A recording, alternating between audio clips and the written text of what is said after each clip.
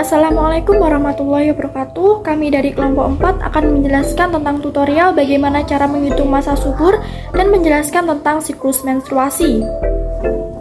Perkenalkan, nama saya Virgina Mauli Algita, NIM 049. Di sini saya akan menjelaskan tentang apa itu menstruasi. Menstruasi adalah perdarahan secara periodik dan siklik dari uterus, disertai pelepasan endometrium.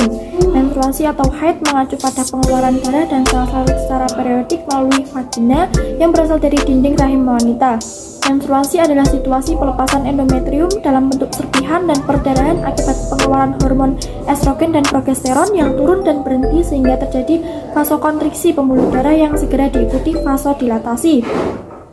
Menstruasi adalah perdarahan secara periodik di mana darah berasal dari endometrium yang nekrotik. Menstruasi adalah pelepasan dinding rahim yang disertai dengan perdarahan dan terjadi setiap bulannya kecuali pada saat kehamilan. Menstruasi yang terjadi setiap bulan secara terus-menerus disebut dengan siklus menstruasi. Menstruasi biasanya terjadi pada usia 11 tahun dan berlangsung hingga menopause, sekitar usia 45-50 tahun. Normalnya menstruasi berlangsung selama 3-7 hari. Siklus menstruasi bervariasi pada tiap wanita dan hampir 90% wanita memiliki siklus 25-30 hari dan hanya 10-15% yang memiliki panjang siklus 28 hari. Namun beberapa wanita memiliki siklus yang tidak teratur dan hal ini bisa menjadi indikasi adanya masalah kesuburan. Sekian penjelasan yang bisa saya sampaikan. Untuk penjelasan materi berikutnya akan disampaikan oleh rekan saya. Assalamualaikum warahmatullahi wabarakatuh. Perkenalkan, nama saya Mutiara Uli Halimagustoni. Saya NIM 022. Di sini saya akan melanjutkan penjelasan rekan saya mengenai siklus menstruasi. Menstruasi atau haid merupakan pendarahan yang terjadi akibat luruhnya dinding dalam rahim atau endometrium. Siklus ini biasanya terjadi 21 hingga 30 hari. Siklus menstruasi dikendalikan oleh hormon-hormon reproduksi seperti hipotalamus, hipofisis, dan ovarium. Siklus menstruasi memiliki 4 fase. Yang pertama adalah fase menstruasi. Pada fase menstruasi, ovum tidak dibuahi oleh sperma, sehingga proses pembentukan hormon estrogen dan progesteron terhenti, yang menyebabkan ovum terlepas dan terjadi pendarahan. Fase ini biasanya terjadi kurang lebih 5 hari.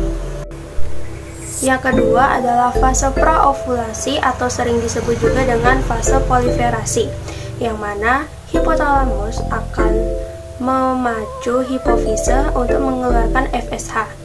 FSH akan memacu pematangan folikel dan merangsang folikel untuk mengeluarkan estrogen sehingga terjadi pembentukan dinding endometrium atau disebut juga dengan proliferase. Yang ketiga adalah fase ovulasi. Fase ini biasanya terjadi pada hari ke-14. Tingginya kadar estrogen dari hipotalamus dan hipofisis menghambat perubahan hormon FSH menjadi LH. Tingginya kadar LH merangsang pelepasan sel telur yang telah matang dalam folikel di dalam ovarium. Hal ini disebut dengan fase ovulasi. Yang keempat adalah fase pasca ovulasi. Pada fase ini, folikel matang yang telah melepaskan sel telur akan berkerut dan berubah menjadi korpus luteum. Korpus luteum akan mengeluarkan hormon progesteron. Apabila tidak terjadi pembuahan, maka korpus luteum akan berubah menjadi korpus albikan, sehingga korpus albikan akan mengeluarkan hormon tetapi dalam jumlah yang sedikit. Akibatnya adalah rendahnya kadar hormon progesteron yang akan memicu terjadinya menstruasi. Baik, sekian dari penjelasan mengenai siklus menstruasi yang dapat saya berikan. Untuk selanjutnya akan dilanjutkan oleh rekan saya. Baik, saya Safra Ferdina dengan NIM 036 akan menjelaskan tentang hubungan ovarium dengan hormon gonadotropin. Hormon gonadotropin atau GnRH adalah salah satu hormon yang berperan penting dalam kesehatan reproduksi serta kesuburan. GnRH diproduksi oleh bagian otak yang disebut dengan hipotalamus dan dilepaskan ke pembuluh darah kecil untuk menuju kelenjar hipofisis. Kehadiran GnRH memicu kelenjar hipofisis atau disebut juga dengan kelenjar pituitari di otak untuk mensekresi hormon LH dan hormon FSH. Kedua hormon ini kemudian akan memainkan perannya dalam fungsi reproduksi manusia. Maka dari itu, hormon GnRH disebut juga dengan LHRH. Pada wanita, hormon GnRH akan merangsang produksi FSH yang kemudian akan mendorong sel telur tumbuh di ovarium. Saat sel telur tumbuh, maka akan ada produksi hormon estrogen. Peningkatan kadar estrogen ini menjadi penanda pada kelenjar hipofisis untuk mengurangi pelepasan FSH dan menghasilkan lebih banyak LH. Penurunan FSH dan kenaikan LH menyebabkan terjadinya ovulasi. Setelah terjadinya ovulasi, maka tingkat hormon FSH dan LH akan mengalami penurunan. Setelah itu, folikel kosong di ovarium mulai menghasilkan hormon progesteron, yakni hormon yang diperlukan untuk mempertahankan kehamilan. Jika telur tidak dibuahi atau tidak terjadi kehamilan, maka wanita akan mengalami menstruasi dan siklus akan kembali ke awal.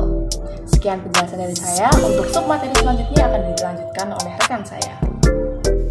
Assalamualaikum warahmatullahi wabarakatuh. Perkenalkan, nama saya Rizky Sefewati dengan NIM 059. Di sini saya akan menjelaskan bagaimana cara menghitung masa subur pada siklus haid yang tidak teratur. Sebelum itu ada beberapa hal yang perlu diperhatikan. Yang pertama yaitu catatlah jumlah hari dalam satu siklus selama 6 bulan. Kemudian tentukan jumlah hari terpendek dan terpanjang dari siklus yang telah kita catat selama 6 bulan sebelumnya. Nah, setelah dua hal itu sudah kita lakukan, kita dapat menggunakan rumus untuk menghitung masa subur. Yang pertama, kita gunakan jumlah hari terpendek dikurangi dengan 18, maka hasilnya akan menunjukkan awal masa subur. Nah, kemudian kita gunakan jumlah hari terpanjang dikurangi dengan 11, maka hasilnya akan menunjukkan akhir masa subur. Baik, untuk memperjelas penjelasan yang sudah saya paparkan tadi, berikut saya akan berikan contoh kasus. Di sini saya mempunyai contoh kasus dengan siklus haid selama 6 bulan terakhir yang tercatat, yaitu pada bulan pertama yaitu 29 hari, bulan kedua 31 hari, bulan ketiga 28 hari, bulan keempat 30 hari, bulan kelima 33 hari, dan bulan ke-6 yaitu 30 hari. Dalam contoh kasus ini diketahui jumlah hari terpendek yaitu berada di bulan ketiga yaitu 28 hari, dan jumlah hari terpanjang yaitu berada di bulan kelima yaitu 33 hari. Baik, langsung saja kita hitung menggunakan rumus yang sudah saya sebutkan sebelumnya. Yang pertama, jumlah hari terpendek yaitu 28 hari dikurangi 18 menghasilkan 10, dan itu menunjukkan awal masa subur. Kemudian jumlah hari terpanjang yaitu 33 hari dikurangi 11 menghasilkan 22, yang mana itu menunjukkan akhir dari masa subur. Jadi dari contoh kasus tersebut, masa subur dimulai dari hari ke-10 sampai hari ke-22 dihitung dari hari pertama haid. Sekian pembahasan yang dapat saya sampaikan, selanjutnya akan dilanjutkan oleh rekan saya. Terima kasih. Baik, terima kasih Saudari Vivi. Di sini saya akan melanjutkan pemaparan materi berikutnya. Perkenalkan, nama saya Rahel Cahyanisi dengan NIM 004. Di sini saya akan menyampaikan materi tentang bagaimana cara menghitung masa subur pada siklus haid yang teratur. Diketahui masa subur pada siklus haid yang teratur itu terletak pada kisaran hari ke-12 sampai ke hari ke-16 pada masa haid. Sebagai contoh, saya sudah memiliki satu kasus. Nah, diketahui seorang istri mendapatkan haid hari pertamanya itu pada tanggal 9 Oktober. Nah, kemudian bagaimana sih cara menghitung masa suburnya tersebut? Kembali lagi ke topik yang awal tadi, kan udah diketahui kalau masa subur yang terletak pada siklus haid yang teratur itu terjadi pada kisaran hari ke-12 sampai hari ke-16. Nah, kalau di sini udah diketahui hari pertamanya itu tanggal 9, berarti kan kita otomatis harus cari hari ke-12-nya itu tanggal berapa kan? Nah, kalau di sini tuh hari pertama, berarti kita tinggal hitung aja hari berikutnya. Hari pertama, kedua, 3, 4, 5, 6, 7, 8, 9, 10, 11, 12. Nah, berarti hari ke-12-nya ini terletak pada tanggal 20. Nah, tanggal 20 ini termasuk tanggal seorang istri tersebut mulai memasuki masa-masa suburnya. Kemudian untuk hari terakhir masa suburnya itu kapan sih? Ya udah, kalau di sini tadi tanggal 20 ini tadi hari ke-12, berarti kita tinggal cari aja hari ke-16-nya. Kan tadi di awal tadi kan udah dibilang kalau masa suburnya itu terjadi di kisaran hari ke-12 sampai hari ke-16 kan. Berarti kalau di tanggal 20 ini hari ke-12, berarti hari berikutnya kan tinggal nambahin aja.